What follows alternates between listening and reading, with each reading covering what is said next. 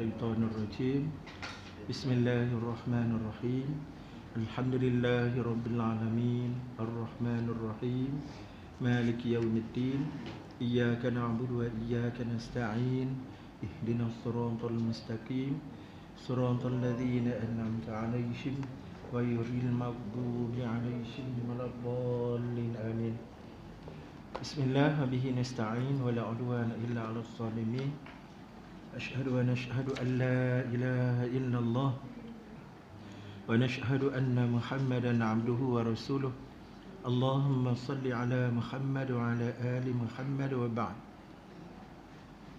Yang dikasihi al-fadhil Ustaz Arun, Tuan Haji, tak ingat nama pula. 2-3 hari tak jumpa ni jadi lupa. Haji Hussein, Abang Haji kita, Abang Haji sekalian, sahabiah muslimat, sidang jemaah dan anak-anak yang dikasihi sekalian. Alhamdulillah, alhamdulillah, kita rafakkan lagi syukur pada Allah Ta'ala pada kesempatan pertemuan ini. Kita masih lagi diberikan taufik dan juga hidayah, kekuatan dan juga kelapangan untuk kita sama-sama meneruskan lagi usaha kita mencari bekal dan juga tabungan akhirat kita, iaitulah dengan kita cuba untuk memperkuatkan diri kita dengan ilmu dan juga asas kebenaran pada Islam ini. Yang membezakan kita Muslim berbanding dengan orang-orang lain di luar Islam ialah antaranya kekuatan ilmu. Kekuatan ilmu.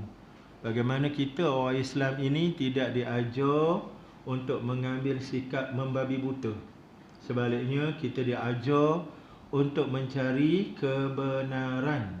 Dan kebenaran itu adalah ilmu. Ilmu adalah kebenaran. Al-ilmu huwa ma'rifatul ma'lum kama huwa kana. Ilmu itu adalah sesuatu yang sebenar yang kita tahu. Mengetahui satu benda yang bersifat real. Itulah dia ilmu. Itulah yang membezakan kita dengan mereka di luar sana. Dan apabila kita mencari ilmu, ilmu yang dikatakan ilmu itu adalah pertama-tamanya mesti datang daripada Allah Ta'ala. Adapun hak datang daripada bukan Allah, seringkali ia menjadi, kita kata apa, permainan, hoax, iaitulah suatu yang dicipta reka, rekayasa, dicipta-cipta untuk kepentingan dan juga manfaat orang-orang tertentu. Sebagai contoh yang selalu kita buat contoh ialah bagaimana sebahagian daripada ahli-ahli agama ini memperbodohkan penganut-penganut agama dengan bercakap atas nama Tuhan, tapi sebenarnya itu semua adalah pembohongan. Dan kita selalu duk bincang pembohongan yang paling besar pada abad kita ini adalah pembohongan agama Kristian. Itu kita bincang. Tapi ini kita bincang dalam konteks ilmu pengajian, tuan-tuan. Bukan kita bincang secara terbuka di kedai kopi. Sebab pada urusan comparative religion ni, perbandingan agama ni, kita tak boleh cakap secara terbuka sebegitu. Sebab ia melibatkan sensitiviti kaum dan ia melibatkan juga peringatan daripada agama. La tasubul ladzina kafaru fayasubullah adwan bighairi ilmin. Kamu jangan duk cela, maki, memburukkan orang-orang yang kafir itu supaya mereka tidak balas balik mencela, memaki dan memburukkan Islam, memburukkan Allah secara jahil mereka dan secara bermusuh mereka. Tapi dari sudut ilmu kita kena bincanglah. Kalau tidak, kita tak tahu kat mana lebih kita, kat mana benar kita dan kat mana pula salah dan menyeleweng mereka. Jadi asas kepada sentuhan saya pada pagi hari ini, pada awal perbincangan kita, ialah bagaimana kita secara ilmu dalam Islam ini diajar supaya tidak menjadi pak turuk permainan orang-orang yang memperalatkan kita. Antaranya mereka yang menggunakan agama sebagai bahan lakonan dan juga sebagai modal untuk membodohkan orang lain, sebagaimana yang berlaku dalam kerosakan dan penyelewengan agama-agama lain, khususnya agama agama-agama sesat yang lain seumpama Kristian. Macam Hindu juga kan, Hindu. Golongan kasta bawah, kasta sudra. Okey, Paria ke Hayroman ke bawah tu dia ada pecahan dia. Dia orang ni nak pegang kitab Veda pun tak boleh, Haji. Pegang kitab Veda tak boleh, nak baca kitab Veda pun tak boleh. Sebab mereka dianggap sebagai golongan yang bernajis, kotor. Sedangkan Veda ni adalah kitab suci. Bahkan kalau mereka tak boleh nak pegang Veda, nak baca Veda, nak fahami Veda, macam mana mereka nak mengamalkan agama dan kepercayaan mereka? Oh, daripada ajaran Tok Sami, daripada ulama-ulama mereka, rishi-rishi mereka. Jadi, ada tak kebarangkalian mereka diselewengkan oleh rishi? Itu isu dia. Banyaklah Banji. Penyelewengan berlaku. Di situlah beza kita dengan orang lain. Ada pun kita orang Islam, kita diajar untuk belajar sumber ilmu yang paling utama pada Quran. Sehingga kan hebatnya Islam ni tuan-tuan, anak-anak sekecil, anak-anak kita ni 3-4 tahun sudah mengenal huruf-huruf Quran, pegang Quran, hafaz Quran. Itu hebat dan membezakan kita dengan agama-agama lain. Dan kekuatan itulah yang akhirnya membina jati diri kita sebagai orang Islam. Kita orang Islam, kita duk bincangkan dalam Tazkirah Ramadan ni, saya bawa isu ni tuan-tuan. Kita tengok sejarah pemikiran tok nenek moyang kita di Nusantara ni, di tempat kita alam Melayu ni kan. Kalau ikut aliran pemikiran anak-anak kita belajar, tok nenek moyang kita ni mengalami beberapa perubahan agama dan kepercayaan. Pada peringkat awal mereka terpengaruh dengan ajaran animisme, iaitulah kepercayaan kepada benda-benda yang dianggap ada dan menguasai hidup mereka. Seumpama roh, seumpama dewa-dewa, semangat-semangat. Itu yang adanya pesta menuai, pesta padi semua tu. Upacara puja segala benda tu. Sebab mereka percaya bahawa perkara-perkara itu memberi kesan kepada kehidupan mereka. Sedangkan kehidupan mereka ketika itu, kehidupan nelayan, petani, peladang, amat bergantung kepada cuaca-cuaca yang diharapkan membantu mereka. Maka ketika itulah mereka mengharapkan apa? Dewa-dewa semangat-semangat tadi yang diyakini menguasai dan mengawal cuaca-cuaca tadi untuk membantu mereka. Maka muncullah yang akhirnya dalam bentuk kepercayaan dan agama disebut animisme. Tapi bila datang Hindu, tu nenek moyang kita payah tak nak tukar ke Hindu? Senang. Mereka pindah kepada Hindu. Sebab itu ada bukti-bukti tinggalan Hindu. Candi di Lembah Bujang, di Kedah semua kan. Kemudian begitu juga Buddha. Buddha ni transformasi kepada Hindu. Tu nenek moyang kita juga berubah kepada kepercayaan baru. Kemudian datang pula Islam. Bila datang Islam, mereka terima Islam. Lepas daripada Islam, datang pula penjajah. Yang antara tujuan mereka datang tempat kita adalah tujuan nak menukar agama tok nenek moyang kita, nak memurtadkan tok nenek moyang kita kan. Kita belajar, anak-anak kita belajar sejarah kan, tujuan mereka datang ke tempat kita kerana 3G kan. 3G, God, Gold, Glory kan. God tu tujuan agama. Pasal mereka nak memurtadkan Islam yang nenek moyang kita. Kemudian gold, pasal negara kita ni banyak sumber kekayaan.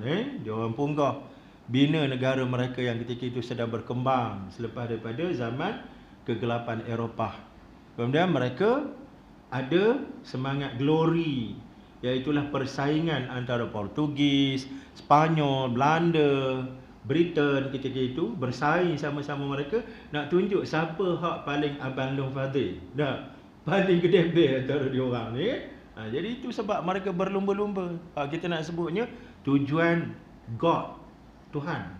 Bila mereka datang ke sini, jaya tak mereka rubah tu nenek moyang kita jadi Kristian? Portugis tu Kristian Katolik tu. Jaya tak tuan-tuan? Tak jaya. Kalau baca sejarah Tuan Alfonso di Albuquerque tu, terlalu bengkeng dengan Islam, terlalu anti dengan Islam. Antara targetnya ialah nak menyerang Mekah dan Madinah dan menghancurkan Mekah dan Madinah. Tapi Allah Ta'ala tak sampai ke hasrat dia tu. 15-11 dia serang Melaka dan berjaya menguasai Melaka, sekitar dalam 15-15 dia mati. Itu hasrat dia tu. Dia nak pergi untuk memusnahkan Islam di Mekah, Madinah. Ketika itu mereka bersaing dengan kekuatan Turki Osmaniyah. Jadi hak kita nak sebutnya macam mana mereka kecewa apabila akidah dan kepercayaan tok nenek moyang kita tak berjaya dimurtadkan. Bila Portugis berkuasa, datang pula Belanda 1624 kan. Berperang pula Portugis Belanda pula menguasai kita, tok nenek moyang kita. Belanda ni Kristian Ortodoks, Kristian Protestan. Begitu juga, tak berjaya juga merubah kepercayaan, memurtadkan tok nenek moyang kita. Lepas tu 1874 berjaya bangku kan. Datang pula Inggeris. Dia buat tanah air kita ni macam harta, kalau bahasa kasar lah Haji, macam harta mak bapak dia orang. Itu bahasa kasar. Dia boleh berunding dengan Belanda dia berikan sebelah Indonesia. Yang semenanjung Malaysia ni dia berikan kepada Inggeris, padahal bukan hak dia Haji. Itu cara dia orang memandang kita ni, orang bukan kulit putih. Memandang kita ni hampir tak ada nilai tak. Kalau baca di Filipin, Sepanyol selama rak je Haji bagi pada Amerika. Bagi dengan duit lah, bayar duit lah, padahal bukan hak dia. Nah, perjanjian Pickers and Sykes and Pickers di sebelah Asia Barat. Selama rak je Perancis dengan Britain agih-agihkan negara umat Islam. Ini ambil kat kau, yang ni ambil kat aku. Loh, bila masa dia orang kuasai kita, bila masa itu jadi hak dia orang. Nak ceritanya apa? Itulah dia, penjajah. Mereka jadikan kita ni macam tak ada nilai. Dan sekarang ni malangnya dunia ni dikuasai oleh mereka. Dikuasai oleh mereka. Sebab itu apa saja mereka nak buat, mereka buat. Sebab itu kita diingatkan bahayanya mereka ini. Dengan 17 kali saya semalam kita dah baca Fatihah, ghairil maghdubi alaihim waladdallin. Jangan selesa. Banyak kerja dan tanggungjawab yang kita perlu buat untuk mengelakkan kita ni jadi rosak dunia, rosak akhirat, disebabkan kejahatan dan manipulasi mereka dalam kehidupan kita hari ini. Jadi saya nak sebutnya tuan-tuan, macam mana Portugis ke, Belanda ke, Inggeris ke tak berjaya nak merubah pemikiran tok nenek moyang kita, sebagaimana berlaku perubahan animisme kepada Hindu kepada Buddha kepada Islam. Tiba-tiba bila dah pegang Islam, dah melekat kat situ. Dia tak berubah dah. Jadi Kristian ke, jadi Hindu balik ke, tak. Kecuali seorang dua tu, itu kita tak bincanglah. Kalau cerita seorang dua tu, itu dia anggap isolated case. Nak cerita apa tuan-tuan? Macam mana kekuatan dalam Islam. Kekuatan pada Islam duduk pada ilmu dan kebenaran. Orang Islam, bila saja jadi orang Islam, mereka wajib mengaji. Maksud mengaji itu belajar lah tuan-tuan. Saya Terengganu mengaji itu belajar. Wajib belajar tuan-tuan. Maka kekuatan belajar ilmu itulah yang menyebabkan kita pegang satu benda ni kerana confidence. Bukan kerana ya kot. Tak main kok tuan-tuan. Dia mesti atas nama confidence, keyakinan. Boleh faham tuan-tuan Itu yang membezakan kita dengan mana-mana agama yang lain. Kekuatannya duduk pada kebenaran pada Islam. Tapi atas dasar kebenaran itulah kita menjadi saingan dan juga serangan mereka. Sebab mereka sama sekali tidak boleh menerima kebenaran pada Islam. Kalau dibiarkan Islam dengan kebenarannya, mereka akan tutup kedai tuan-tuan. Kristian, Hindu, Buddha akan tutup kedai. Balik kampung tanam jagung tuan-tuan. Tak ada orang hak nak mengambil kepercayaan mereka kerana karuknya kepercayaan yang bersifat sesat dan diada-adakan tadi. Boleh tuan-tuan, itu asas kepada perbincangan kita awal-awal, supaya kita insya-Allah kita sedar apa yang kita buat ini bukan sekadar kita nak habiskan masa pukul 8.30 sampai sekian masa untuk kita duduk di sini. Tidak, bukan sekadar itu. Tetapi lebih daripada itu, kerana kita faham Islam ni tegak di atas kebenaran, atas ilmu. Maka kita bila jadi orang Islam, wajib kita cari kebenaran itu, yakin kebenaran itu, dan hidup dan mati kerana kebenaran itu. Dan kebenaran itu disingkatkan, dikompakkan, disendatkan dalam perkataan apa? La ilaha illallah. Maka itulah yang kita sebut alaiha nahya wa alaiha namut wa biha nub'atsu insyaallah. Di atas perkataan itulah kita semua hidup, di atas perkataan itulah kita semua mati, dan di atas perkataan itulah juga mudah-mudahan kita dibangkitkan besok untuk menghadapi kehidupan yang sebenar. Perkataan apa? La ilaha illallah. Maka di sebalik la ilaha illallah itulah adanya apa yang kita bincang, kekuatan ilmu, kebenaran, kekuatan iman, kekuatan amal, macam-macam, tuan-tuan. Yang keduanya, tuan-tuan, sama-sama kita betulkan niat kita lillahi ta'ala. Apa yang kita lakukan sekarang ni, niatkan untuk melakukan ibadah, nawaitu an a'buda lillahi ta'ala. Kita nak niat iktikaf tak lepas, tuan-tuan. Ini tak dibuat solat Jumaat, kita niatkan secara lebih umum, iaitu melakukan ibadah kerana Allah Ta'ala. Di samping niat-niat ketaatan yang lain selalu kita sebut-sebutkan supaya kita dapat mengangkat kualiti dan juga mutu amal ibadah yang kita lakukan ini. Mudah-mudahan benarnya kita pada niat dan perbuatan, ikhlasnya kita pada hati dan ingatan kita, serta adab-adab yang kita pelihara ketika berada di tempat yang baik ini, menyampaikan kita kepada amal soleh dan juga penerimaan ibadah di sisi Allah Ta'ala. Sahabat yang dikasihi sekalian, kita masih melihat kepada kitab Tanbihul Ghafilin, peringatan pada orang-orang yang lalai. Masih berada pada bab dahsyat dan ngerinya hari kiamat. Dahsyat dan ngerinya hari kiamat. Muka surat 70 kan? Muka surat 70. Cuma kita pause sekejap. Kita pause. Pause ni maknanya berhenti sekejap. Bukan berhenti gantung tali, berhenti berhenti terus tak. Berhenti nak ambil lajuk. Kita berhenti kat mana tu?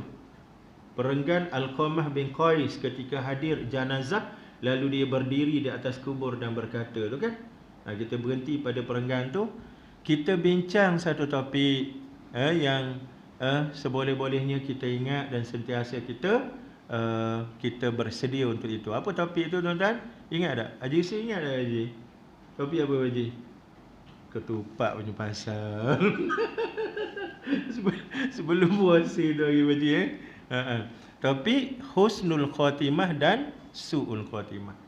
Kita bincang tentang kesudahan yang baik, kemudian lawannya adalah kesudahan yang jahat. Itu kita bincang. Okay, hak ni kita sambung balik husnul khatimah dan su'ul khatimah. Tak habis lagi bincang. Tuan-tuan yang dikasihi sekalian, bila kita bincang tentang husnul khatimah dan su'ul khatimah, ini adalah perbincangan mengenai bagaimana kita nak menghabiskan usia kita di dunia untuk kita pindah ke alam baqa', ke kehidupan akhirat. Maka di hadapan kita ada dua pilihan. Cuma ada dua pilihan, tak ada pilihan ketiga. Cuma ada dua pilihan. Apa pilihan tu? Yang pertama, mati secara baik, husnul khatimah, ataupun yang kedua, mati secara tak baik, wal'ayazabillah. Boleh faham? Itu dua saja. Pilihan yang ada di hadapan kita. Dan bila kita belajar bab ni, tuan-tuan, kita jumpa beberapa hadis yang menggerunkan kita. Antaranya hadis sahih riwayat Imam Muslim berkenaan dengan takdir yang sudah Allah Ta'ala tetapkan untuk kita. Okay? Apabila kita ni sudah ditentukan takdir kita sebelum kita dicipta oleh Allah Ta'ala, dicatat di Lauh Mahfuz. Kemudian takdir itu dibawa sekali ketika hembusan nyawa oleh malaikat kepada jasad kita dalam perut mak. Ketika usia kita 4 bulan. Bila berada dalam perut mak 4 bulan, Allah perintah malaikat supaya tiupkan roh, nyawa, bawa masuk dalam jasad kita. Serentak dengan itu takdir yang sudah ditetapkan. Apa dia? Antaranya ajal kita. Berapa lama kita nak hidup. Ajal ni maknanya tempoh usia kita, 40 tahun ke, 60 tahun ke, ataupun lahir-lahir saja terus mati. Itu ajal yang sudah ditetap dan diizinkan Allah Ta'ala. Yang kedua tentang rezeki. Rizki. Setara mana kita lahir-lahir jadi orang kaya baru ke orang yang kaya lama, atau orang tak kaya-kaya.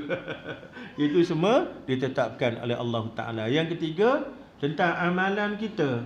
Beramal dengan ahli syurga ke beramal dengan ahli neraka. Orang surau masjid ke orang sebaliknya.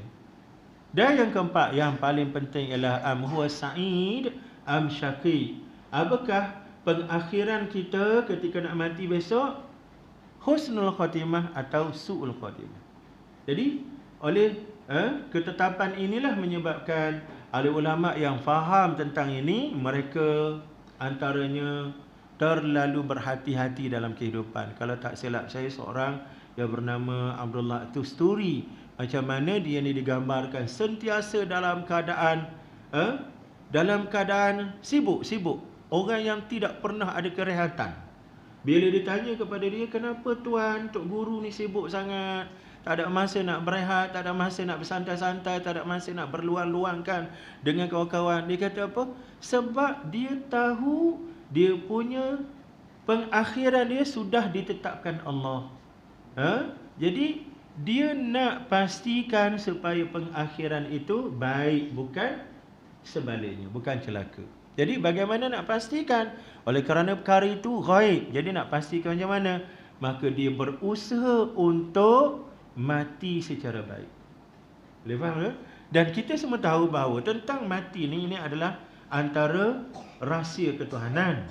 Kita nak mati bila, di mana tempat kita nak mati, apa sebab kematian kita, itu semua duduk dalam package misteri Allah Ta'ala, rahsia Allah, sirrun min asrarillah.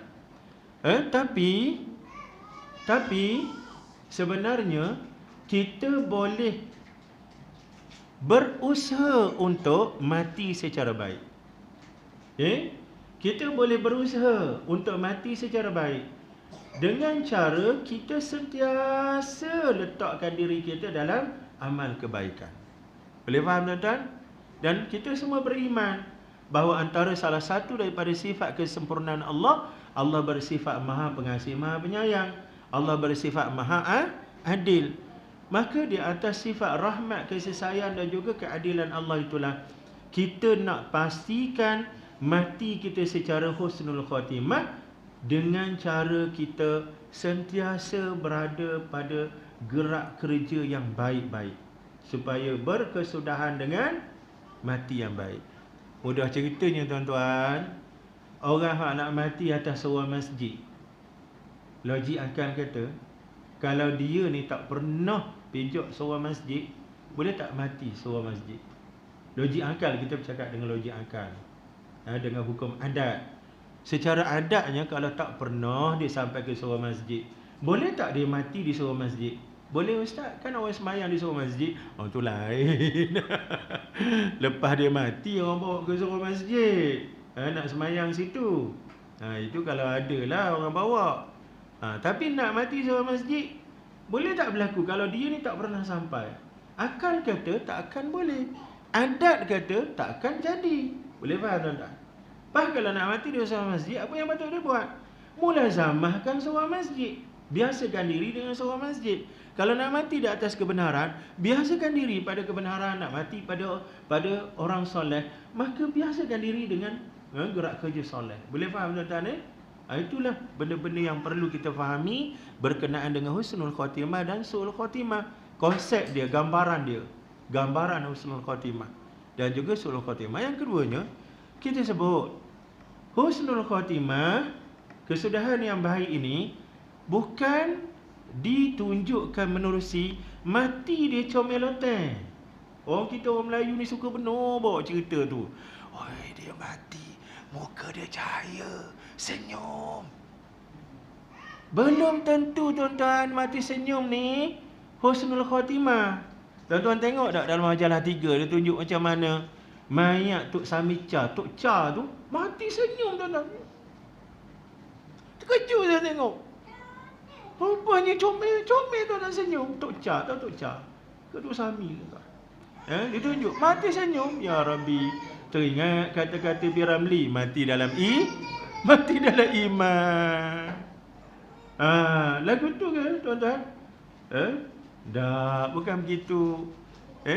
Hak senyum tu rupanya boleh disolek, Banji. Boleh disolek.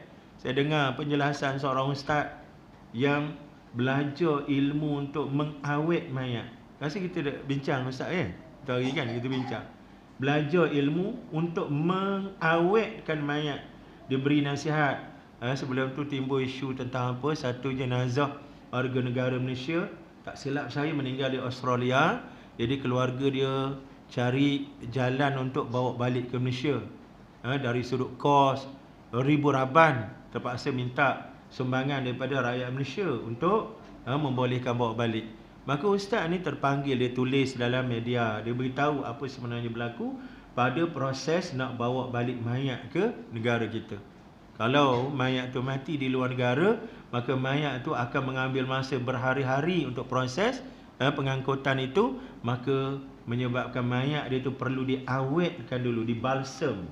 Jadi proses mengawetkan mayat rupanya amat menyeksakan mayat. Dia cerita pada kita macam mana mula-mula diputuskan orang arteri dengan vein kita tu kan. Kat mana antaranya pada dekat dengan keting kita ni, dekat dengan buku lali kita, antaranya atas hari-hari kita, antaranya hak bahagian atas hari-hari itulah hak biasa dibuat oleh pakar-pakar dia. Diputuskan arteri dan vein, maka dikeluarkan darah-darah yang ada dalam tubuh badan kita ni. 70% berair, cecair tuan-tuan, dikeluarkan daripada urat yang diputuskan tadi.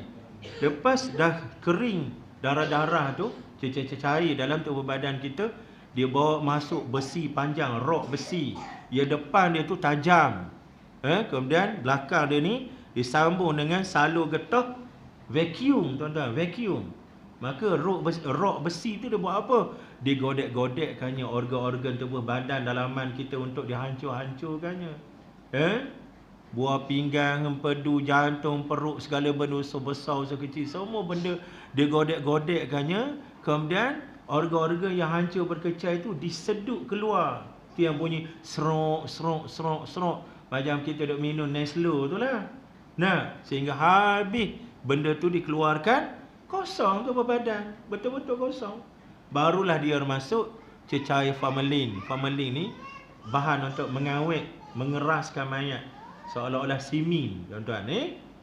Jadi formalin ni bila dia bawa masuk dalam tubuh, dalam beberapa minit kemudian tubuh ni akan jadi keras, akan jadi macam semen beku lah, semen beku. Jadi sebelum keras tu lah dia solek muka tu. Dia nak buat lagu mana muka kawan tu? Nak senyum, nak marah, nak bengang, nak tension, nak sedih. Masa tu lah dia solek. Baru kita tahu macam tu prosesnya.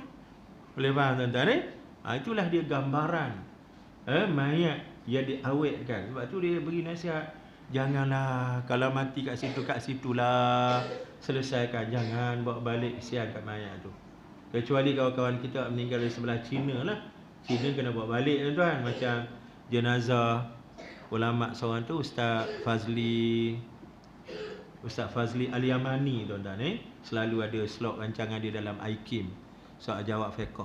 Kebetulan dia pergi dakwah di China, elok sampai di China, Allah uji tuan-tuan, dia meninggal di China kan sebelum PKP. Jadi ahli keluarganya bawa balik. Sebab polisi China ni tuan-tuan, dia tak benarkan warga negara selain pada China untuk ditanamkan di sana. Dia tak benarkan. Kalau nak tanam juga, dia bakar mayat, dia bakar. Sebab tu diusahakan bawa balik, dan Allah mudahkan urusan bawa balik dia. Tak silap saya dibumikan di sebelah-sebelah Gombak sana. Itu Ustaz Fazli Al-Yamani. Kemudian tengok Dr.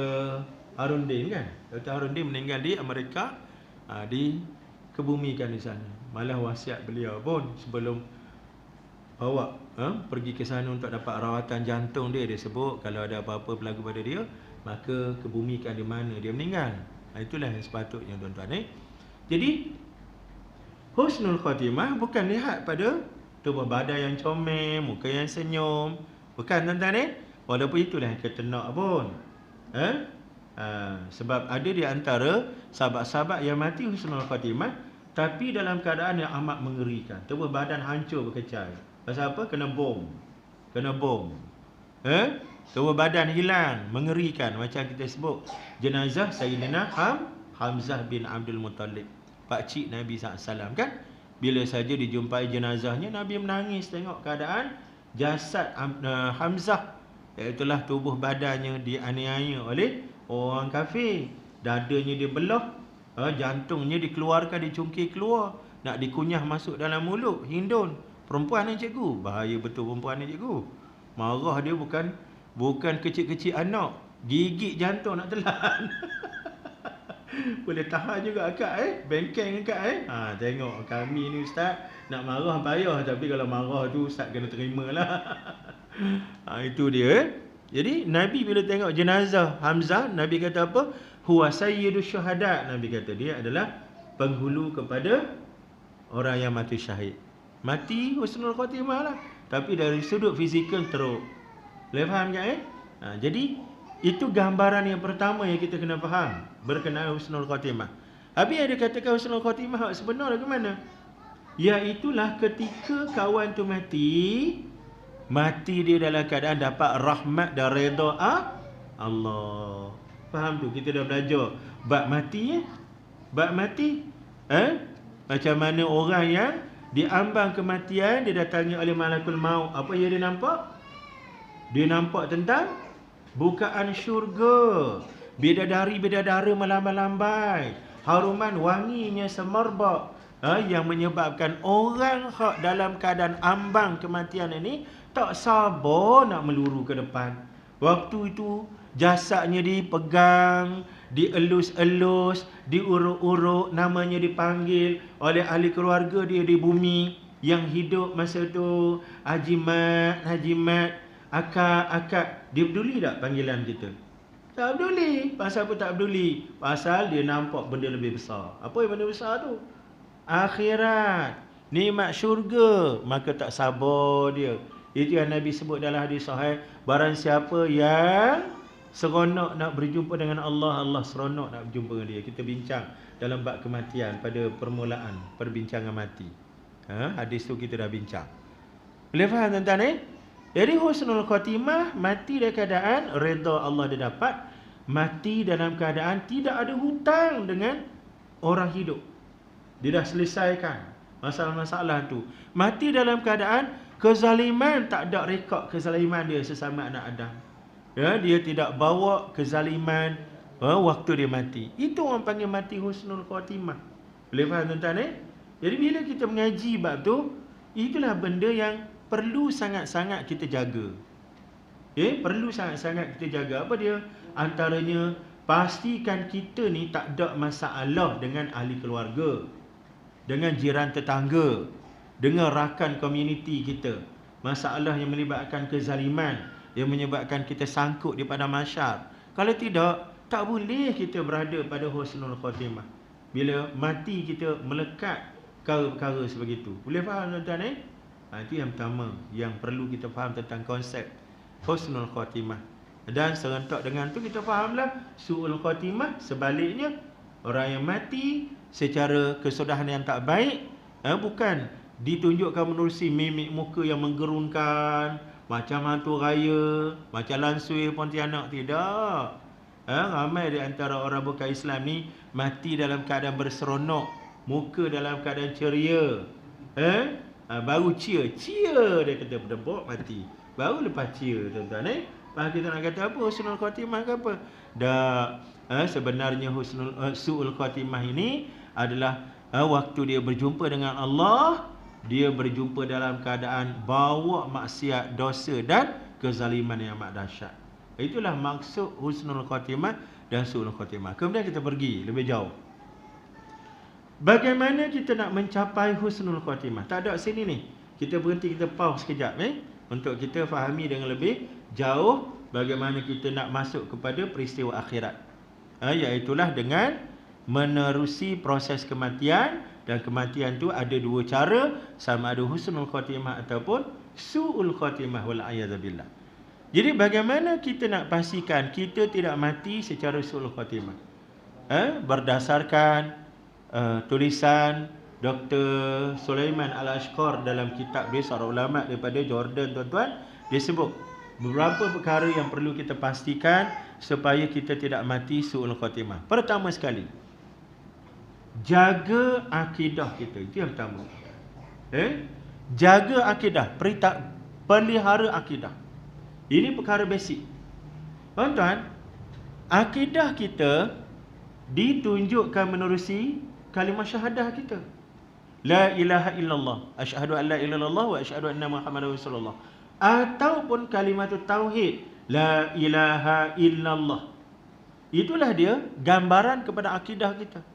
Masalahnya tuan-tuan, apakah benar kalimat tauhid yang kita tuturkan pada lidah itulah jelmaan amal ibadah dan kehidupan kita? Apakah begitu? Ataupun dia hanya mengucap saja pada mulut, tapi dari sudut amalan, dari sudut akhlak, dari sudut gambaran kepada orang lain, kita ni tak ada rupa orang Islam. Apakah begitu, tuan-tuan? Sepatutnya tidak begitu. Kerana kita diakhlakkan oleh la ilaha illallah. Maka perkataan tauhid inilah yang sepatutnya merubah seluruh cara kerja kita, budaya hidup kita. Sehingga kan Al-Syahid Hasanul Banna dia sebut kalimat tauhid hiya as-saurah asy-syamilah li hayatil bashar. Ucapan la ilaha illallah ia merupakan revolusi menyeluruh kepada kehidupan manusia. Apa maksud revolusi menyeluruh? Iaitulah perubahan secara besar-besaran kepada kehidupan kita orang Islam. Itulah yang ditunjukkan oleh kehidupan para sahabat. Cuba tengok sahabat dalam dua zaman. Yang pertama zaman sebelum jumpa Islam. Yang kedua zaman selepas berjumpa dengan Islam. Ada satu kisah yang agak, kita kata agak touching, memberi inspirasi pada kita. Dr. Yusuf Al-Qaradawi bawa kisah ni dalam kitabnya Al-Iman wal Hayah. Dia beritahu tentang seorang Arab Badui, Arab padang pasir, yang datang berjumpa dengan Nabi SAW pada waktu malam dan bersoal jawab dengan Nabi tentang Islam. Dia nak tahu Islam ni apa. Maka sebagai seorang tamu, Nabi SAW layan dia sebagai seorang tamu. Diarahkan kepada para sahabat untuk bawa air susu. Air susu. Diperah susu kambing. Sekali perahan penuh uncang dibawa kepada Arab Badui ni. Minum sekejap ya tuan-tuan. Lapar sangat gamaknya. Kemudian ditambah lagi uncang yang kedua. Minum sekejap ya tuan-tuan, dia seduk. Ditambah lagi uncang yang ketiga. Tambah lagi yang keempat, kelima, keenam, ketujuh. Nak bawa yang ke-8, kafar dia kata. Cukup dah, cukup. Cukup dah.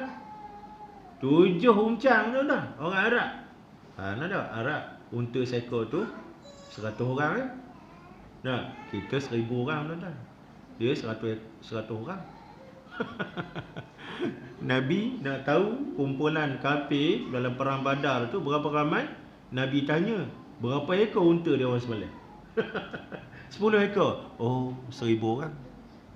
Kita seekor unta satu kampung boleh. Cikgu ya? Tengoklah rakyat Malaysia slim-slim. Abang Haji tengok perut saya, mana slim sah. Free size belaka kita ni. Itu pun free size 1000 orang seekor unta. Yang Arab ni tak tahu. Tengok dalam YouTube tuan-tuan, dia orang apa ni, dia buat hidangan unta tu, dia terkangkang depan tu pakai sobek begitu je. Ya Rabbi. Kuat sungguh makan ni. 7 uncang malam tu dia minum. Maka malam tu Allah Ta'ala buka hati dia untuk menerima Islam. Dan Allah takdirkan dia jadi orang Islam. Asyhadu an la ilaha illallah wa asyhadu anna Muhammadar Rasulullah. Pagi esok dia masih lagi jadi tetamu Nabi. Maka Nabi hidangkan lagi air susu kepada dia sebagai seorang tamu. Habis satu uncang, orang bawa uncang kedua, la kafar. Cukup. Satu uncang sudah. Beza tu tak? Pagi hari jadi orang Islam, Dengan malam hari duduk dalam jahiliah.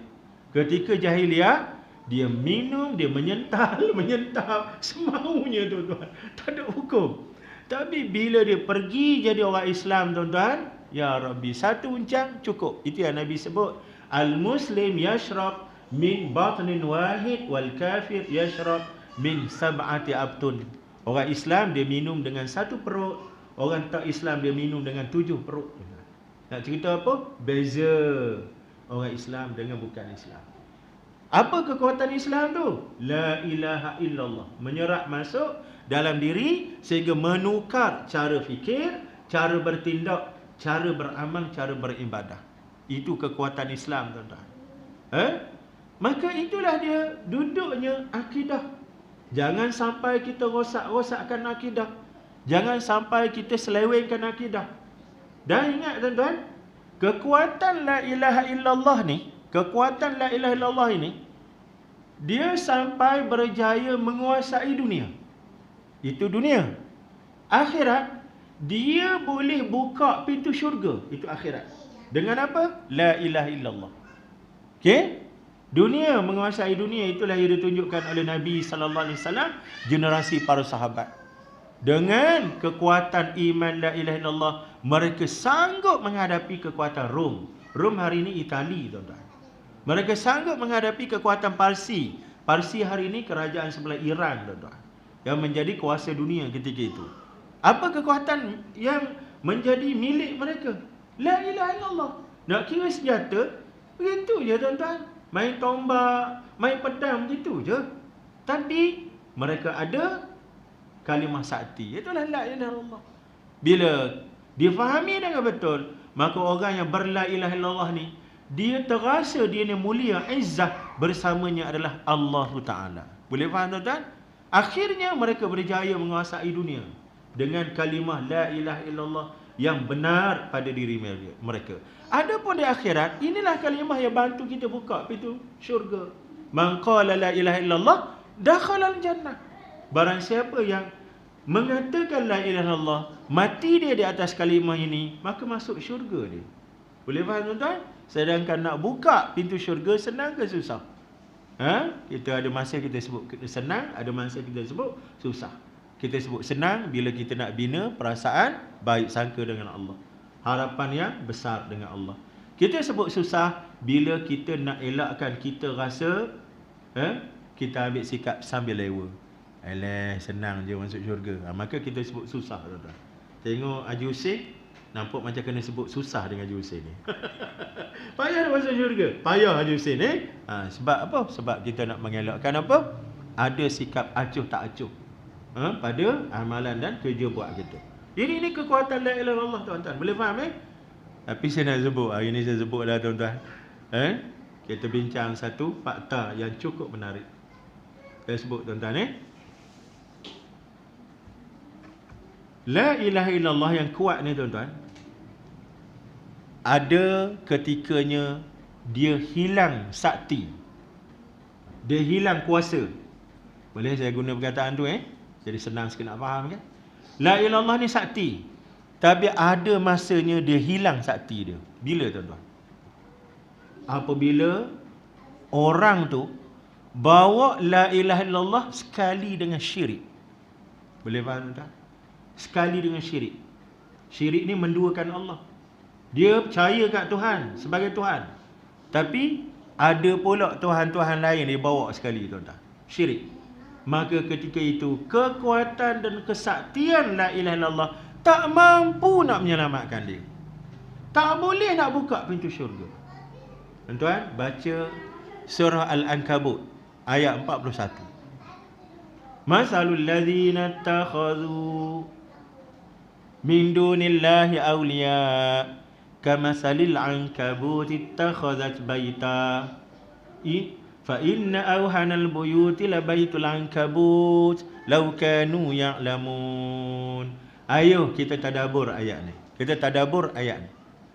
Allah Ta'ala kata, bandingan dan contoh orang yang menjadikan makhluk-makhluk lain sebagai sekutu kepada Allah adalah seumpama laba-laba buat sarang. Kita bincang tak lagi Ustaz? Tak bincang ke? Seumpama labah-labah buat sarang, maka sesungguhnya sarang ataupun rumah tempat perlindungan yang paling lemah adalah sarang labah-labah, jika sekiranya mereka tahu. Ini Al-Ankabut ayat 41. Ayat ni mempunyai mukjizat yang cukup hebat, tuan-tuan. Ayo, let's go. Kita cuba tadabbur ayat ni. Tuan-tuan, kita cuba fahami tentang dunia labah-labah. Cikgu agak-agak cikgu lah. Labah-labah antara jantan betina, hak mana hak power, cikgu? Sila. Ya? Betina. Amboi. Ya? Ya? Kat sini? Okey. Dah kuliah kita dah bincang? Okey. Itu kalau boleh jawab tu dah ada tu. Okey. Jadi kita kembali kepada perbincangan, ya. Kita buat secara sepital lalu lah. Bagaimana Allah Taala mendedahkan kepada kita dunia labah-labah yang rupa-rupanya penuh dengan keganasan dan juga kelemahan. Labah-labah tu walaupun dia punya kekuatan, dia duduk pada betina, tuan-tuan. Dalam Quran tu disebut labah-labah yang buat sarang tu adalah labah-labah betina. Itu sains, itu adalah mukjizat sains. Sedangkan manusia sebelum buat kajian tentang dunia labah-labah, manusia blur, tak tahu yang buat sarang tu betina ke jantan. Tiba-tiba Quran menunjukkan petanda yang buat sarang tu adalah betina, bukan jantan. Jantan pergi mana tu? Yang buat rumah, buat bangunan ni betina. Macam mana kita tahu? Ayat tadi, ittakhazat baita, menjadikan rumah. Ittakhazat, anak-anak kita yang belajar bahasa Arab, ada ta alamatut ta'nis, ada tak panjang yang menjadi penanda kepada perempuan, menunjukkan labah-labah itu perempuan. Itulah yang dijumpai oleh kajian saintifik terhadap dunia dan alam labah-labah. Okey, yang kedua, bagaimana sifat sarang labah-labah? Bila dibuat kajian terhadap labah-labah, didapati dia punya benang yang keluar daripada perut dia tu merupakan tali yang cukup kuat. Kuat tak kuat apabila digumpal sebesar 2 mm. Digumpal sebesar 2 mm. Direntang di antara dua tempat, digantung sesuatu yang berat pada benang labah-labah tu, maka didapati dia boleh menanggung berat sehingga 400 kg. 400 kg ni maknanya hampir 900 pound. Mana sabarlah Spiderman duk bergayut dengan su. Kita ingat karut betul Spiderman. Rupanya Spiderman tu adalah cerita yang dihasilkan dengan pandu arah nasihat oleh Profesor Fizik Jim Kakalios daripada Universiti Minnesota, Amerika Syarikat, tuan-tuan. Dia buat kajian tu. Bukan sembrono begitu. Jadi 400 kg ni beruang seekor boleh gantung pada benang labah-labah kalau dikumpul segumpal 2 mm begitu, 2 mm. Kuat, tuan-tuan. Kerana itu benang labah-labah digunakan dalam industri baju kalis peluru. Dengan menggunakan teknologi nano, dibuat sebagai alat bahan menyerap tembakan peluru. Tuan-tuan, itu guna benang labah-labah. Boleh faham, tuan-tuan? Dan kita fahami dulu kat situ. Tiba-tiba Allah kata tempat perlindungan yang paling lemah adalah sarang labah-labah. Apa cerita dia? Maka bila kita lihat kepada realiti sarang labah-labah, betul tak sarang tu rapuh? Jawabnya betul. Tak percaya? Itulah nakal kita waktu budak-budak dulu. Kan? Saya tak ingat ke? Waktu kain baju tak melekat kat tubuh tu. Jadi Spiderman, jadi Ultraman macam tu kan. Mandi sungai, lepas tu pergi ke hutan kat belakang rumah cari sarang labah-labah. Kita buat apa? Kita kianat sarang tu. Ambil galah, ambil kayu, kita duk tenyeh pada sarang tu. Pecah, tuan-tuan. Bila putus satu dia punya rangkaian tu, berselirak habis lah sarang tu. Berselirak habis. Tuan-tuan kalau tengok dalam YouTube macam mana labah-labah betina membina sarang, memang cantik betul. Zu zu zu zu zu zu zu zu zu zu. Sekejap je dia jalin, dia karuk, dia jahit sarang dia, tuan-tuan. Okey. Jadi Quran kata sarang labah-labah adalah sarang yang paling lemah, dan itulah yang berlaku. Kan cikgu ya? Okey. Kita nak faham apa? Macam mana benang yang kuat sampai boleh buat baju kalis peluru, sampai boleh gantung berat 400 kg tadi, tiba-tiba boleh jadi rumah yang paling lemah. Apa cerita? Apa masalah kat situ cikgu? Suatu yang kuat, tiba-tiba bila dia buat rumah tu jadi paling rapuh, auhan, paling lemah. Apa sebab? Cuba. Sebab apa Haji? Kerana silap engineering, betul tak? Silap kaedah pembinaan, kaedah engineering. Labah-labah silap corak dan kaedah membina sarang. Padahal benda yang keluar daripada perut dia tu terlalu kuat. Tapi bila dia bina sarang dengan kaedah yang kita nampak, zuk zat, dia jahit sarang itu, maka dia jadi tak kuat. Sepatutnya yang kuat macam mana? Kajian sains buat, kajian sains teroka benda ni. Sepatutnya labah-labah dia tiru engineering lebah. Lebah kan kuat sarang dia kan? Sebab apa?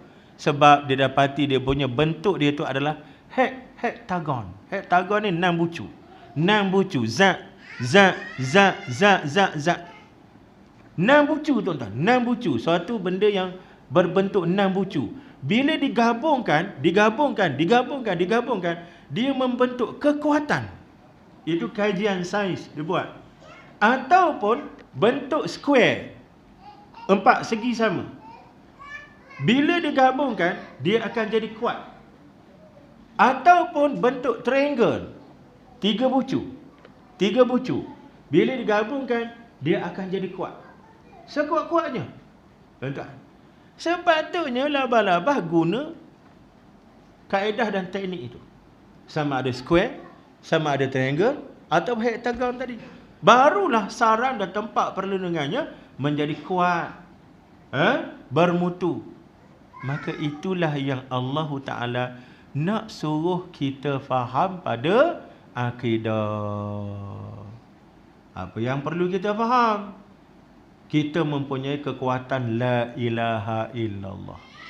Kekuatan inilah yang menyebabkan Nabi dan umat Islam menjadi penguasa pada satu ketika dahulu. Kekuatan inilah yang di akhirat kelak akan membantu kita. Tetapi kalau kekuatan la ilaha illallah hang bawa sekali dengan syirik, maka dia tidak membantu hang di akhirat kelak. Faham tak tuan-tuan? Sebagaimana ruginya benang laba-laba yang cukup kuat, tiba-tiba salah teknik, maka dia tidak membantu laba-laba membina sarang yang kuat. Boleh faham tuan-tuan? Itulah bahayanya syirik. Bahayanya akidah rosak. Pada akhir zaman ni, bukankah itu cabaran besar pada kita? Tuan-tuan tak terasa apa bila kita dengar hadis Nabi SAW sebut, akhir zaman sebelum muncul Dajjal, akan muncul dulu 30 orang Dajjal yang semuanya mengaku jadi Nabi. Itu adalah ujian kepada keimanan. 30 orang Dajjal yang mengaku jadi Nabi, kulluhum yaz'amuna annahum Rasulullah. Ke kita rasa, mengaku jadi Nabi? Ada ke Ustaz? Kan kita duduk di Kelang ni. Sini apa nama sini, Pak Haji? Sini. Kampung apa ni, Pak Haji? Ya? Aman Damai. Kampung Damai. Oh, sama dengan tu, Asrama Damai tu. Oh, itu sebab. Ada orang tanya saya tak boleh jawab. So kata Kelang. Kampung Damai. Tuan-tuan yang duduk di Kampung Damai, kita terfikir, ada ke Nabi palsu kat sini? Yang kita kata ada ke itulah hari ni orang cerita tentang adanya orang Melayu yang mengaku jadi Nabi. Haji Kahar tu kan. Haji Kahar kena tangkap balik tahun 2020 tuan-tuan. 2016 dia dah isytihar letak jawatan sebagai Rasul Melayu. Dia buat sidang media dek kerana dituduh di Mahkamah Syariah Selangor menyebar ajaran sesat, mengaku jadi Nabi Rasul Melayu. Baji tak mudah juga dia punya mengaku tu. Bukan kecil-kecil anak. Dia kata Quran tu, dalam Quran tu ada ayat yang mengisytihar dia sebagai Nabi. Ayat apa cikgu? Tu Yasin tu, ayat ketiga Yasin. Yasin wal Quranul Hakim. Kemudian innaka laminal mursalin. Mana apa? Sesungguhnya kamu dari kalangan Nabi, kalangan Rasul. Ya Rabbi. Masalahnya dia ingat dia seorang je baca Yasin. Orang Islam semua baca Yasin. Pas semua orang Islam jadi Nabi ke apa? Bila pegawai JAIS sebut dia, Yasin turun dulu pada Haji. Haji baru umur 60 tahun. Yasin dah 1000 tahun lebih. Do not bubbling with me. Dia kata do not bubbling with me. Aduh, macam-macam cerita. Hak kita pening tuan-tuan. Ada pengikut. Itu yang kita kesian. Dia seorang ni ma'fuun anhu lah kita kata. Tak payah pedulilah. Ramai-ramai ni adalah seorang dua hak. Macam tu. Tapi hak kata kesian. Ni hak belakang dia ni. Awak semua ikut Nabi Muhammad. Nabi Muhammad jamin ke awak masuk syurga? Tak ada, kami tak dapat jaminan, makcik. Nabi kami tak jamin. Itulah, buat apa nak ikut Nabi Muhammad? Nabi Muhammad tak jamin masuk syurga. Kami ikut Rasul Melayu, Haji Kahar. Haji Kahar jamin kami masuk syurga, dia kata. Sambil mulut dia, tu dia. Kan kalau kita masuk pelaburan, kalau tak untung, buat apa nak melabur kan? Betul juga. Tapi betul ke Haji Kahar tu Nabi? Allahu Akbar. Nabi kata 30 orang. Berapa orang lagi di Indonesia? Dah beberapa orang mengaku. Ahmad Musaddaq duk bercakap depan TV tuan-tuan. Buletin utama Indonesia mengaku isytihar dia adalah Nabi Rasulullah. Dia hak baru meninggal, Lia Eden. Lia Eden ni perempuan, Lia Aminullah. Mengaku dia ni Nabi. Hak peningnya ada orang ikut. Dia seorang mengaku tu, kita tak pelik sangat. Ada orang mengikut. Laki pula tu. Orang cerita kat dia. Kan? Nabi dah sebut tak ada Nabi lain selepas Nabi SAW ni. La Nabi yang ba'di. Dia kata itu Nabi lelaki. Nabi perempuan ada lagi. Dia lah tu. Dan ingat tuan-tuan, orang-orang ni bila bawa benda-benda pelik, dia bukan kosong gitu. Dia mesti ada sesuatu yang kita sebut sebagai sihir. Sebagai istidraj. Boleh faham tuan-tuan? Dia tak kosong gitu. Macam Musailamah Al-Kadzab. Hak mengaku jadi Nabi zaman Nabi ada. Bila pengikut dia minta bukti Nabi Muhammad di Madinah ada Quran. Kamu ada Quran ke? Kalau kamu kata kamu Rasulullah, kamu mesti ada Quran juga. Dia pun baca. Bismillahirrahmanirrahim. Al-fil, mal-fil, wa ma adraka mal-fil, lahu dhanbun wa bil khurtum tawil. Quran tu dah. Saya baca pun lahjah apa ni? Lagu Quran dah tu. Tuan-tuan tak rasa macam Quran juga, tak tahu. Al-fil mal-fil wa ma adraka mal-fil lahu dhanbun wa bil khurtum tawil. Tu dia tuan-tuan. Spontaneously keluar daripada mulut dia. Jangan main tuan-tuan. Itu yang menyebabkan orang tersihir habis. Itu baru Dajjal kecil. Hak besok Dajjal besar. Lagu mana tuan-tuan? Boleh faham tu hak Dajjal besar tu. Lagilah kuat sihir dia. Lagi kuat sihir. Sampai ke tahap menghidup dan mematikan orang depan mata. Sampai begitu tuan. Ini tentang manusia-manusia hak jadi skamer akidah. Skamer dunia, kita sedih yang amat. Saya ingat saya pernah cerita kat tuan-tuan. Saya berjumpa dengan seorang pengurusi masjid yang bisik kat saya, dia kena scam RM100,000. Dia jual tanah kebun, tanah pusaka, dapat duit RM100,000 dan tu. Datang hamba Allah dari planet mana tuan-tuan. Macam tahu je ada duit tuan-tuan duk mengendeng dengan dia, akhirnya terkena dia tuan-tuan. Dek kerana nak melabur, dia keluarkan duit, Kali pertama, kali kedua, kali ketiga. Kena pukau cikgu. Akhirnya habis 100,000. Sedih tak tuan-tuan 100,000? Ya Allah. Saya hilang RM75 sampai sekarang, saya teringat. RM75. Sampai sekarang tak habis lagi dalam ingatan saya sebut begini tau. Ingatan saya, aku nak tahu siapa ambil duit aku. Nak kenal siapa orang tu. 75 ya je. Waktu hilang tu, waktu kita belajar matrikulasi tuan-tuan. Duit tak ada. Nak beli slipper, nak beli kasut, kerja sendiri. Bantu abang buat rumah. Tuan-tuan buat rumah. Abang bayarlah RM15 sehari. RM15 sehari apa cik? Tahun 90-an tuan-tuan. Dapatlah RM75. Senyum sampai ke telinga. Duk terbayang dah malam ni chicken chop nak makan. Alih-alih tak sampai rezeki tu ke perut kita tuan-tuan. Letak duit dalam dompet, letak dalam seluar, pergi semayang asar, seluar duduk kat belakang. Selama ni tak pernah cuai macam tu. Selama ni seluar duduk kat depan. Hari tu rasa macam dunia ni ana yang punya, seluar duduk kat belakang. Tahu-tahu tuan-tuan nak buka, nak ambil duit bayar nasi lemak petang tu, berhentilah kedai tepi jalan, beli nasi lemak, dah keletihan. Dah ingat kat rumah tu mak seorang, kakak 2 orang, belilah 5 bungkus. Cikgu mak 1, kakak 1 seorang, saya 2 lah cikgu, tengok body lah. 2 bungkus. Elok nak bayar, ada sekeping RM5 mana pergi RM75. Goncang sampai ke sudah, tak keluar-keluar RM75.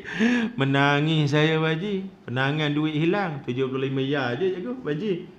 Yang ni RM100,000. Sedih tak tuan-tuan? Sedih. Sampai ke dia sedih ni, dia sampai macam gelak gambar lah kata, sampai buntu. Kawan dia ajak pergi ke Ipoh, duk jumpa dengan Tok Bomoh. Tok Bomoh duk nak cari barang hilang. Dah kat situ kena bayar pula pengeras 350. Kena scam lagi baji. Sampai sudah duit tak dapat. Habis semua berapa? 135, 100,000 nak kira je ni, 100 campur dengan 350. 135, 300 tuan-tuan tahulah payah nak sebut. RM100,350. Cikgu memang pandai pasal duit ni. RM100,350. Itu ke semua jumlah dia kena scam tuan-tuan. Yang saya kesian, RM100,000 tu boleh lagi bincang, tapi hak 350 tu bahaya. Pasal apa? Itu melibatkan akidah. Itu melibatkan bomoh. Boleh faham tuan-tuan? 100,000 tu bukan urusan bomoh. Walaupun kita kata dia kena buka lah macam tu kan. Tapi dia tidak mencari bomoh. Yang 350,000 itu dia mencari bomoh. Tapi macam mana tuan-tuan, dia keadaan buntu. Faham kita, taubat dia. Dia pengurusi masjid tuan-tuan. Saya tak nak sebut lah, kalau saya detailkan tuan-tuan boleh cari. Masih ada lagi. Allahu Akbar. Itulah dia skamer dunia. Sedih tak? Sedih amat. Tapi di sana ada satu bentuk skamer yang lagi dahsyat. Lagi korang ajar tuan-tuan. Lagi tak ada peri kemanusiaan. Siapa skamer ni? Skamer akidah. Skamer akidah. Akibat daripada skamer akidah, akidah manusia ni boleh hilang. Bila hilang tuan-tuan apa jadi? Bila bangkit pada kehidupan akhirat, dia melihat kediaman akhirat dia habis, tak ada nilai. Terbakar, rentung, hangus tuan-tuan. Akibat skamer akidah. Yang ni tuan-tuan, menangis tak berlagu. Hak skamer dunia tadi, paling tidak dia perbetulkan diri. Dia belajar kat mana kelemahan dia. Dia perkuatkan di mana dia kurang tuan-tuan. Paling tidak, akhirnya dia boleh membina kebaikan daripada kelemahan yang berlaku. Tapi kalau skamer akidah, yang inilah yang tidak ada maaf bagimu tuan-tuan. Boleh faham tak? Maka kembali kepada bahayanya akidah yang rosak apabila kita bertemu dengan Allah dalam keadaan bawa akidah yang rosak. Ni sehari dua baru ni kan isu pasal apa? kameraman wanita, wartawan, kameraman pula dah. Wartawan wanita tu kan yang mati ditembak oleh Yahudi Zionis. Sampai je perasan tak? Shirley Abu Akleh. Namanya Shirley Abu Akleh. Kurang hancur dan biadabnya bangsa Yahudi Zionis ni tuan-tuan. Walaupun kawan tu perempuan, walaupun kawan tu wartawan yang tertakluk dengan etika dan juga Akta Kewartawanan Dunia. Wartawan ini adalah orang yang diberikan keamanan. Dia nak bergerak di mana-mana pun, dia mesti dijaga. Dia punya keselamatan dan security dia. Walaupun dia duduk pada zon merah, zon perang, dia ada kekebalan sebagai seorang wartawan. Boleh faham tuan-tuan? Dan jelas dia pakai baju press. Perempuan. Tapi apa yang berlaku? Dia lupa yang sedang dihadapi ini adalah Yahudi Zionis. Yahudi Zionis, kalau kita guna bahasa keras sikit tuan-tuan, keturunan monyet dan babi tuan-tuan. Nabi satu ketika marah tuan-tuan, dia sampai ke kampung Quraizah, Nabi sebut, "Hei anak cucu ya kera dan babi." Marah benar Nabi ketika itu tuan-tuan. Sampai begitu sekali. Jadi dia lupa dia sedang berhadap dengan Yahudi Zionis. Akhirnya dia disasarkan pada kepala tuan-tuan. Bayangkan dahsyat tak dahsyat. Tembakan itu diset pada bahagian yang mematikan, bahagian kepala. Dan itu yang berlaku, meninggal dia. Maka dunia mengambil ini sebagai satu kepercayaan bahawa Yahudi Zionis ini satu kumpulan bangsa yang memang tidak ada hukum boleh mengawal dia tuan-tuan. Berapa ramai wartawan-wartawan sudah mati, dibunuh secara zalim. Begitu juga anak-anak Palestin yang apabila menjadi sasaran tembakan, bila dibuat kajian terhadap peluru-peluru yang singgah pada tubuh badan anak-anak Palestin, bayi-bayi tuan-tuan, didapati tembakan itu dihala kepada kepala dan juga dada. Menunjukkan bahawa tembakan itu disengajakan. Bukan peluru sesat, tapi disengajakan untuk membunuh. Boleh faham tuan? Dan perkara ni kita boleh faham kerana kita tahu dalam agama Yahudi yang berasas yang mengikut ajaran kitab Talmud, diajar bagaimana membunuh bangsa binatang goyim jental ini mendapat pahala yang cukup besar dalam agama dia orang. Siapa dia goyim jental? Kita semua tuan-tuan, yang bukan bangsa Yahudi ini. Itu standard dan taraf kita pada pemikiran dia orang. Isunya ialah apa untung Shirley Abu Akleh ni? Dia sudah membahayakan diri dia dan dia sudah mati terbunuh dalam kerja dia. Habiskan pukul 10 tuan-tuan ni. 2 minit tak sedar Ustaz ni. Pukul 10. Pukul 10 kita habis kan? 10.45. 9.45. Habiskanlah, dah lajak dah ni. Tuan-tuan, apa untung dia? Dari sudut agama kita bincang. Apakah Shirley Abu Akleh ini dapat keuntungan atas pengorbanan dia? Untuk pengetahuan tuan-tuan, dia adalah Kristian, tak silap saya Protestan. Kalau tidak Protestan, Ortodok, antara dua tu tuan-tuan. Dia bukan Islam, tapi dia Kristian. Bagaimana kedudukan dia di sisi Allah Ta'ala? Jadi Shirley Abu Akleh masuk syurga tak tuan-tuan? Kita belajar bab akidah. Masuk syurga tak tuan-tuan? Jawabnya tidaklah kan? Tak masuk syurga tuan-tuan. Pasal nak masuk syurga syarat pertama Muslim, Islam. Apa dia Islam? Letakkan Allah sebagai Tuhan yang esa. La ilaha illallah. Bila sebut Kristian, ada tak syarat tu pada dia orang? Tak ada tuan-tuan. Sama juga dulu tahun berapa tahun 2005, 2006 gitulah. Ada seorang mahasiswi Amerika namanya Rachel Corrie. Umur baru sekitar dalam 23 tahun tuan-tuan. Dia tinggalkan pengajian di universiti kerana dia diinspirasikan ataupun diinsafkan dengan berita kezaliman Yahudi Zionis terhadap umat Islam Palestin di semenanjung Gaza.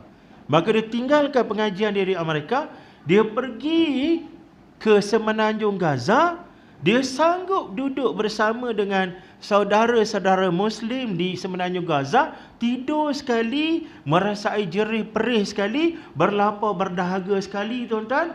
Hidup dalam keadaan electricity tak ada, dalam keadaan bekalan air bersih disekat, dalam keadaan sepanjang kehidupan diancam dengan bahaya dan ketakutan. Dia duduk sekali, tuan-tuan.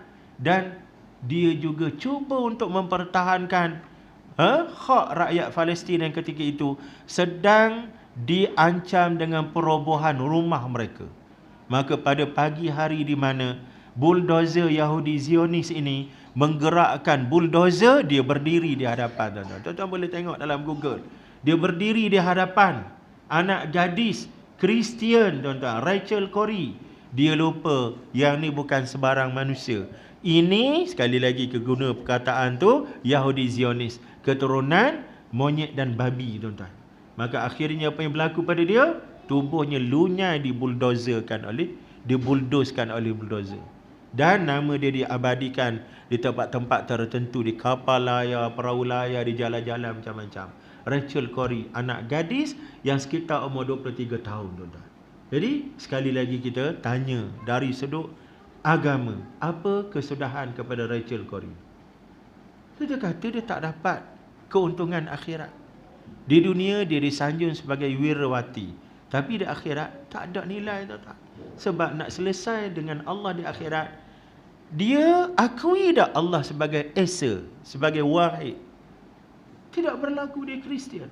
Itu sebab bila Aisyah tanya Nabi SAW, apa yang dibuat oleh Allah kepada keluarga Aisyah yang dah meninggal, namanya Ibnu Jud'an. Ya Rasulullah, ma fa'alallahu bi Ibni Jud'an. Ya Rasulullah, Allah buat apa pada Ibnu Jud'an? Ibnu Jud'an ni adalah tok nenek moyang dari sebelah Aisyah. Waktu dia hidup dulu, dia ni terkenal sebagai orang baik.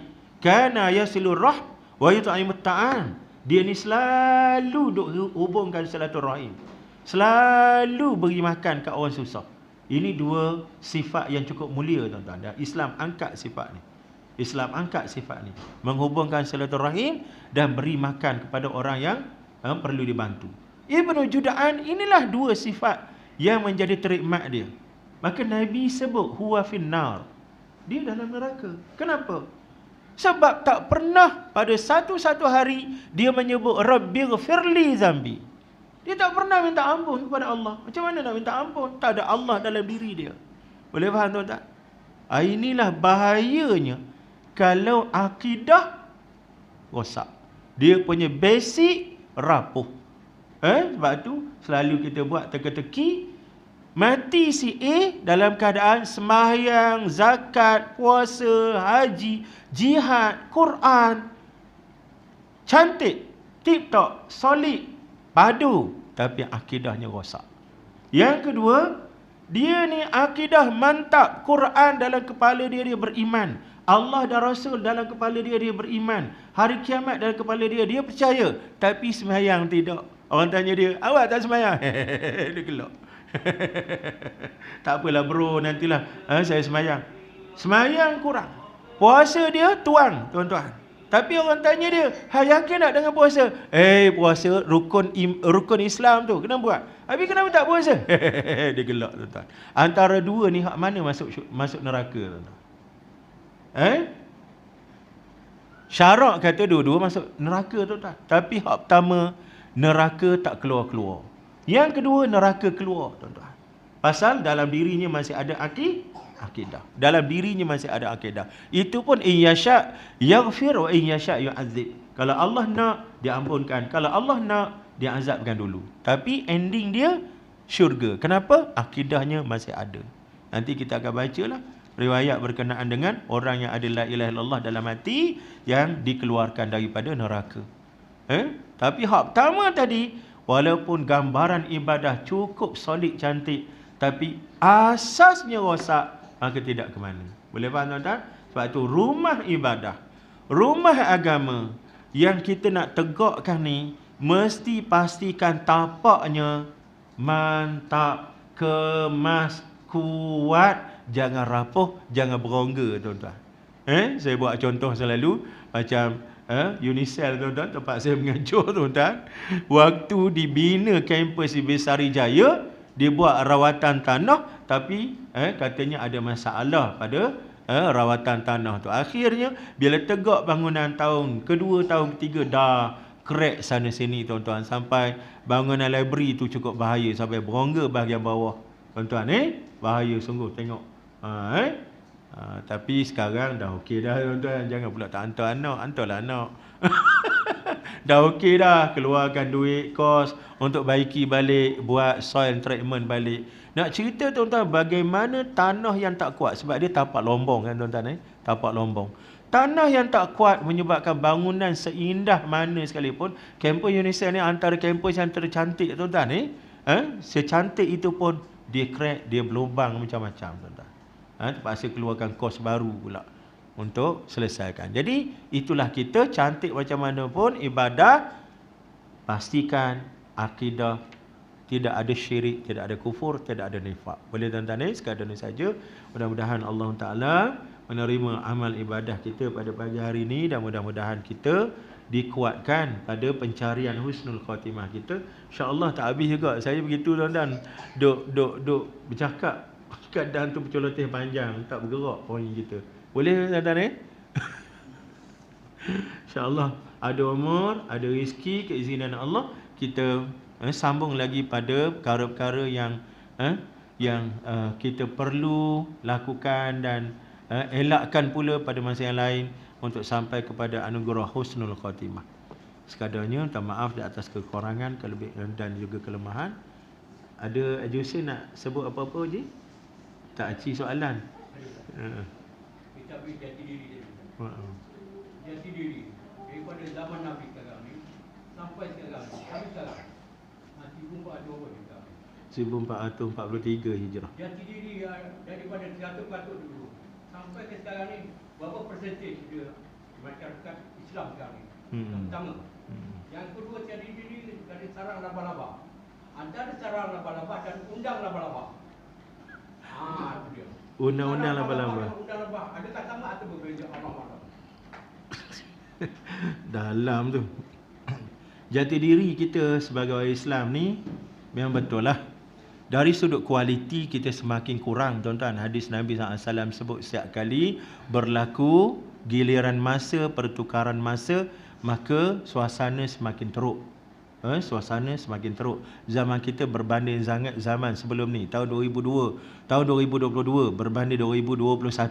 2022 lagi teruk dia punya kualiti dia dari sudut akidah, dari sudut agama.